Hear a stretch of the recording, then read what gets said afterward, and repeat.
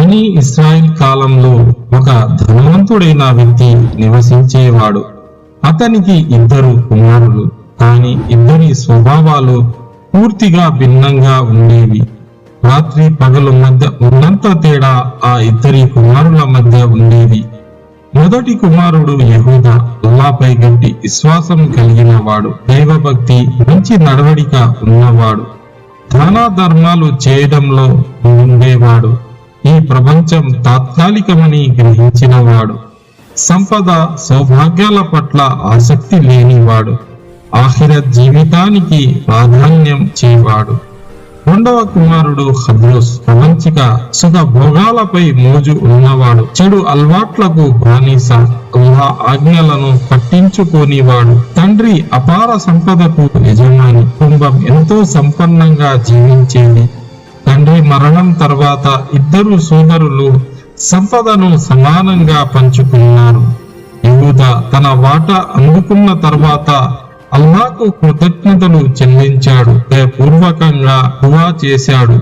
యెహూదా చేసిన సంకల్పం, ఓ అల్లాహ్, సంపదను నీ ప్రసన్నత పొందే మార్గంలోనే ఖర్చు చేస్తాను, అవసరార్థులకు ఆశ్రయంగా ఉంటాను. యెహూదా ఇంటికి వచ్చిన వాడు ఎవరు ఖాళీ చేతులతో తిరిగి వెళ్ళలేదు. సంపదను మంచి పనులకే వినియోగించేవాడు, పేదలు అవసరార్థులకు ఇచ్చేవాడు, ధర్మ కార్యాలకు తన వాటాలో ఎక్కువ భాగం దానం చేసేవాడు, తక్కువగా మిగిలిన ఎప్పుడు అసంతృప్తి లేనివాడు. హృదయంలో సంతృప్తి, ప్రశాంతత యెహూదా జీవితం ఒక సందేశం. సంపద కంటే అల్లాహ్ సంతోషమే గొప్పదని, నిజమైన సంపద మన సుత్తిలోని ఉందని విన్నవాడు. అయితే మరోవైపు హత్రూస్ దాన ధర్మాలు చేసేవాడు కాదు. బీదలు ఎంత వేడుకున్నా అతని హృదయం కరిగేది కాదు. కానీ అతని సంపద మాత్రం రోజు రోజుకు పెరుగుతూనే ఉండేది. తన సంపదతో 2 పెద్ద తోటలను కొనుగోలు చేశాడు. వాటి అభివృద్ధికి తన శక్తి సామర్థ్యాలు అన్నీ వినియోగించాడు. ఆ తోటలు పట్టణంలోని ప్రసిద్ధిగా మారాయి. తోటల కోసం ప్రత్యేకంగా రోడ్లు వేయించాడు. చెట్ల మధ్యగా సెలయేళ్లు ప్రవహించేలా చేశాడు. పూల సువాసనలు దూరాల వరకు వినిపించేవి. తోటలో నడిస్తే స్వర్గవనాల్లో విహరిస్తున్నట్లుగా అనిపించేది. ఆ అందాన్ని చూడడానికి ప్రజలు చాలా దూరం నుంచి వచ్చేవారు. హత్రూస్ తోట భూమిపై స్వర్గంగా ప్రసిద్ధి చెందింది. ఆ పేరు ప్రతిష్టలు హత్రూస్ లో గర్వాన్ని పెంచాయి. అల్లాహ్ తనపై ప్రత్యేక అనుగ్రహాన్ని కురిపిస్తున్నాడని భావించాడు. తన సంపదే అల్లాహ్ ప్రేమకు నిదర్శనమని అనుకున్నాడు. ఈ లోక సంపదే శాశ్వతమని నమ్మసాగాడు. ఒకరోజు అతని సోదరుడు యెహూదా వచ్చాడు. హత్రూస్ అతన్ని చిన్నచూపు చూశాడు. అతని మురికి దుస్తులు, పేదరికాన్ని ఎగతాళి చేశాడు. నీకు వచ్చిన వారసత్వపు సంపద ఏమైంది అని ప్రశ్నించాడు. నీకు సేవకులు లేరు, సంపద లేదు అని అవమానించాడు.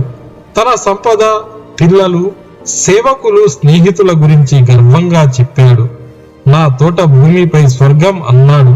తీర్పు దినం వస్తే కూడా నాకు ఇవే సౌభాగ్యాలు ఉంటాయని అన్నాడు. పరలోకం పట్ల అతనికి సందేహం, నిరాకరణ. యెహూదా వినయంగా జవాబిచ్చాడు, నువ్వు అల్లాహ్ పట్ల విశ్వాసాన్ని తిరస్కరిస్తున్నావు అన్నాడు. మరణాంతర జీవితం, తీర్పు దినాన్ని నిరాకరిస్తున్నావని హెచ్చరించాడు. ఈ లోక సంపద శాశ్వతం కాదు. అహంకారం మనిషిని అంధుడిని చేస్తుంది. నిజమైన స్వర్గం అల్లాహ్ వద్ద ఉందని మాత్రమే అన్నాడు.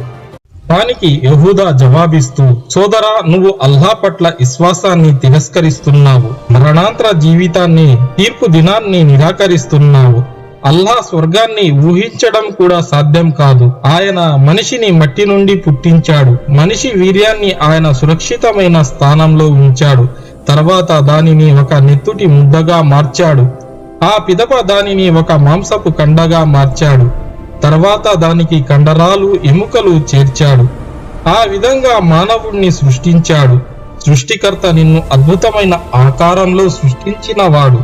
మరణాంతరం కూడా ఆయన నిన్ను మళ్లీ బ్రతికించగలడు. ఒకప్పుడు ఉన్న దానిని మళ్లీ సృష్టించడం అన్నది అసలు లేని దానిని సృష్టించడం కన్నా చాలా తేలిక. ప్రపంచిక ఆకర్షణలను చూసి నీ దృష్టి చెదిరిపోయింది.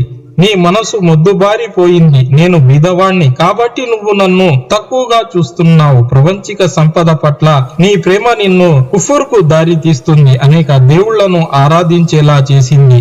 నీ బంగారు ఆభరణాలు, నీ తోటలు శాశ్వతమైనవి కావు. చివరకు అవి దుమ్ము ధూళిగా కలిసిపోతాయి.